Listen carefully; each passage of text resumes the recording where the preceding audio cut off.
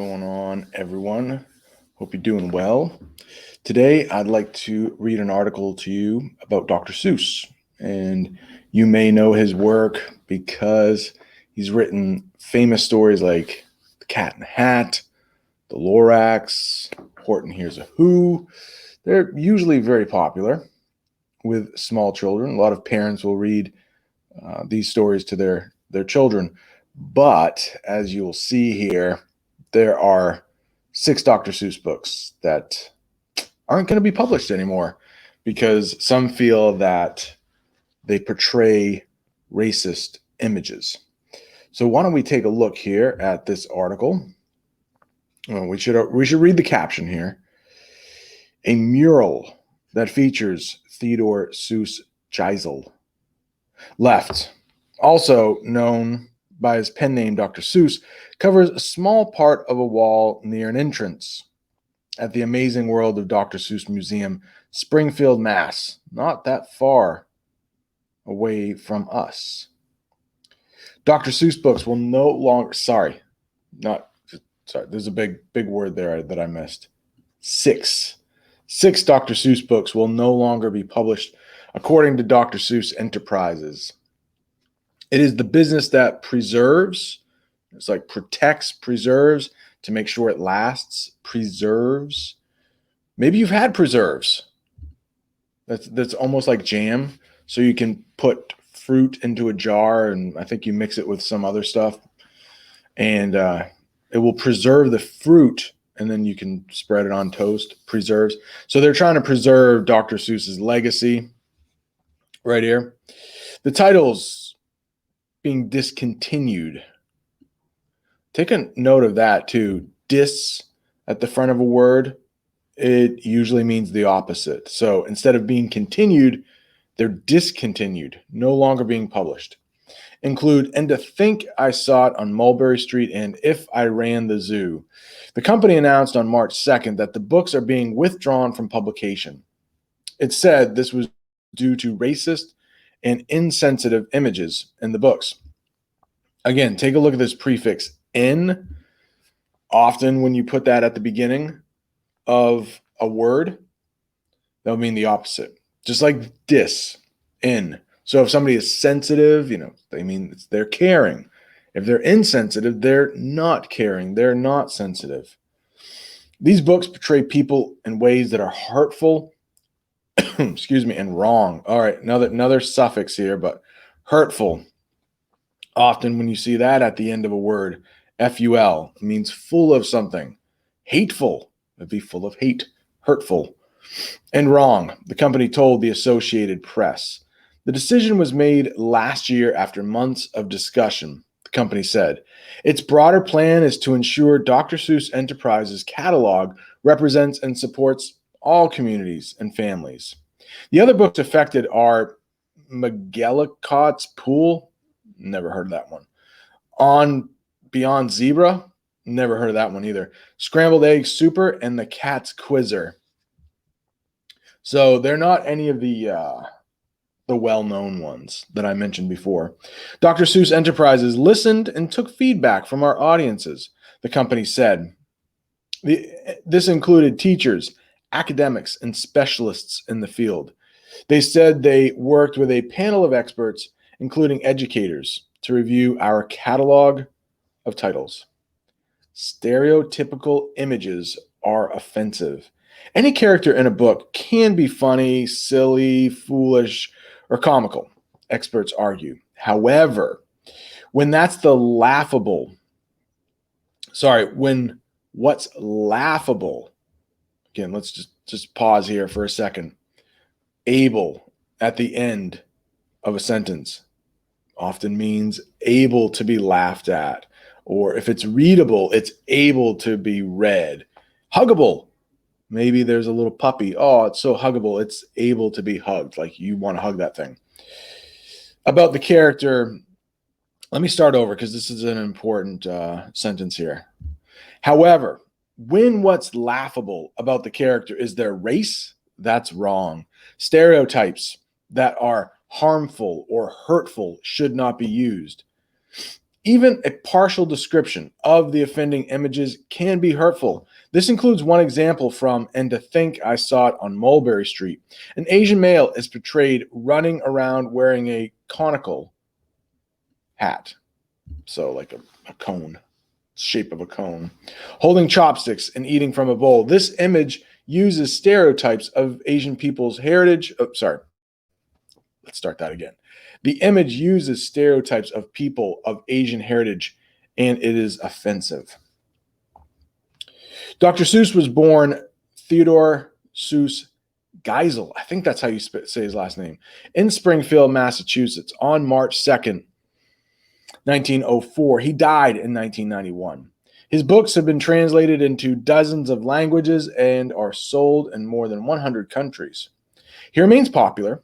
Dr. Seuss is adored by millions around the world for the positive values in many of his works.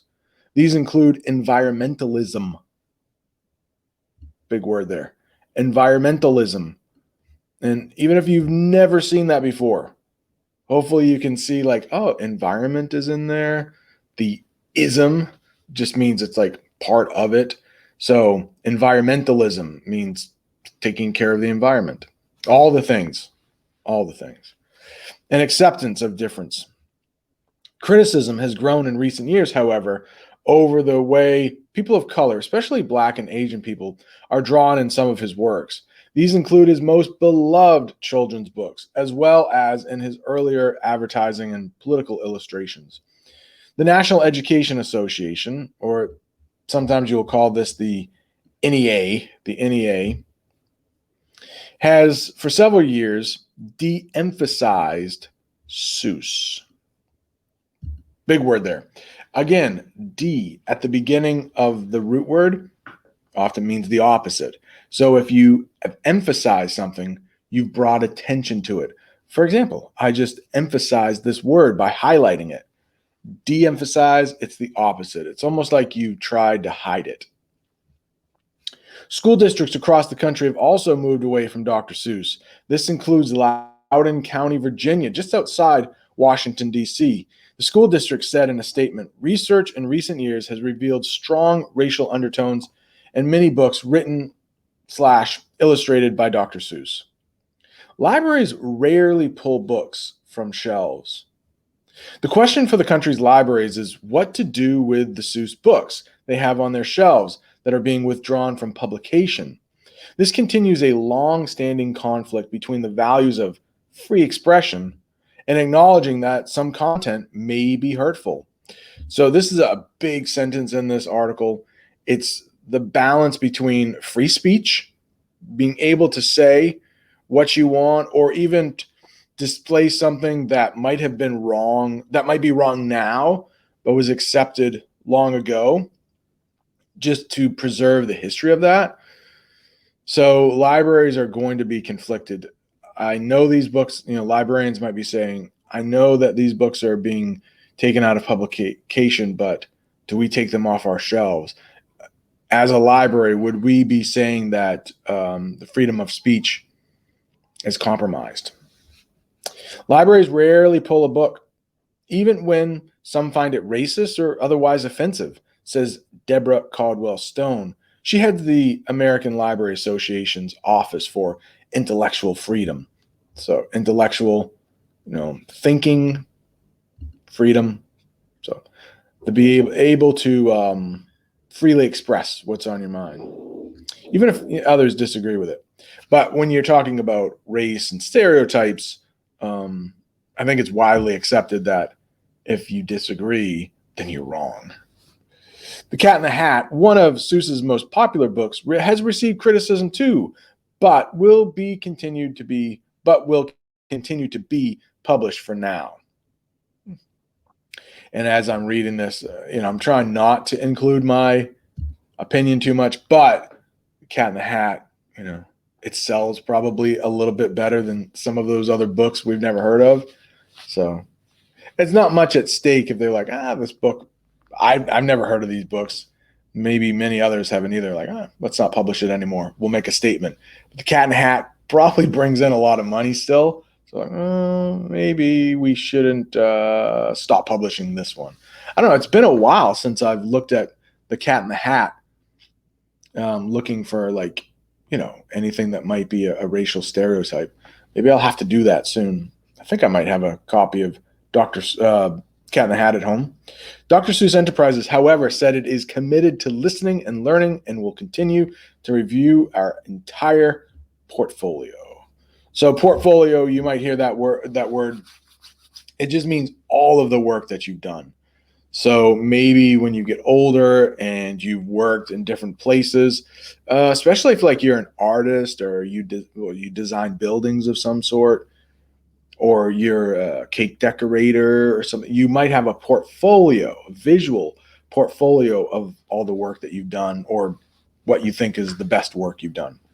The move is to stop the publication of the books drew immediate reaction on social media from some conservatives.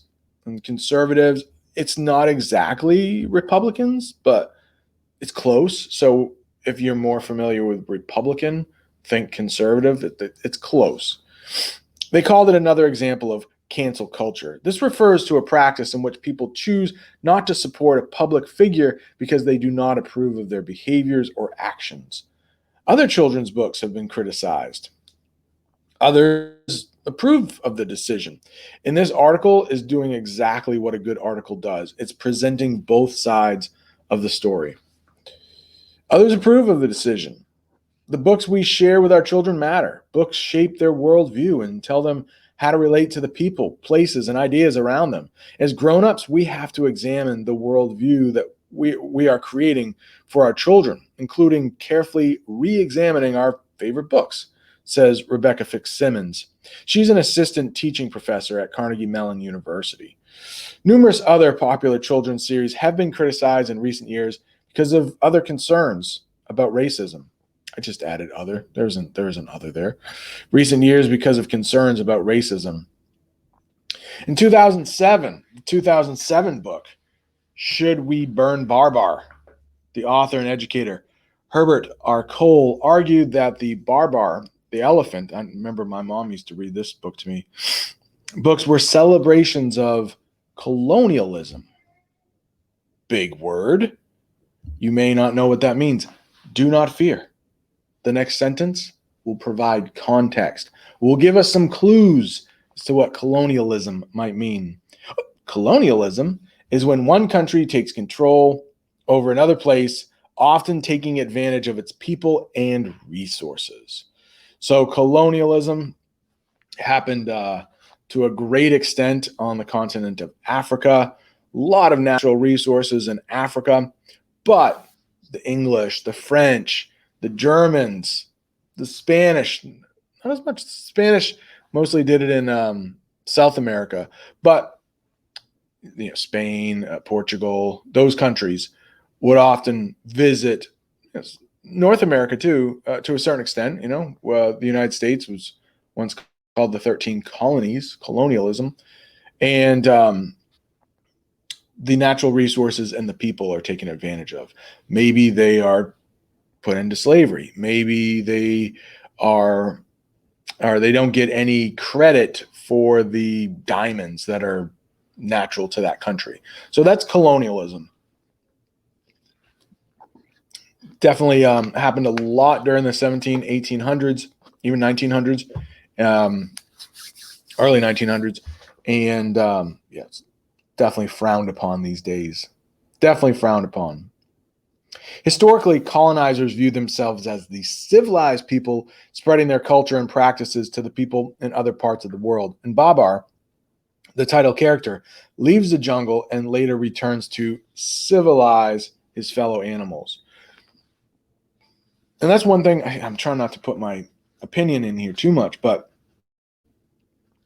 I think we got to be careful that when we see people who we think are not living as good of a life as us, maybe let's take for the jungle, for example, maybe, the children don't have any traditional toys like we think. So, they're not happy. But we need to realize that, people all over the world in all kinds of conditions, even though it looks to us like, they're uncivilized or they don't have the latest iPhone. that they're not happy. And so that's us trying to put what we think in our lives onto them, where they might have a lot more happiness than we do. Maybe, who knows, maybe their teen suicide rate is much lower than ours. Like it's hard to completely put the way we live on other people around the world, because happiness, I think, is what matters. I mean, it's my opinion. Happiness, and even though they don't have the latest cell phone, maybe they're much happier than us because they're not, working so hard trying to get that new cell phone. I'm just using a cell phone as an example, or maybe they're not all caught up on the number of likes they get on TikTok. So somebody living in the jungle and getting, food every day might be happier than us, who, probably most of us are getting food every day, but we also have to worry about social media algorithms and stuff. So I hope that makes sense. And Laura Ingalls Wilder book, the Little House series, have often been faulted. Many have said she depicts racial minorities, such as the Osage people, an indigenous American group, and Black Americans as less than human. The ALA, that's often called the ALA, the American Library Association, removed her name in 2018 from a Lifetime Achievement Award it gives out each year. All right, so something to look at. Like the article said, this is not one of those things that everybody is on board with. Like, yeah, this is a good thing. There are two sides to it. Some people say, oh, this is history.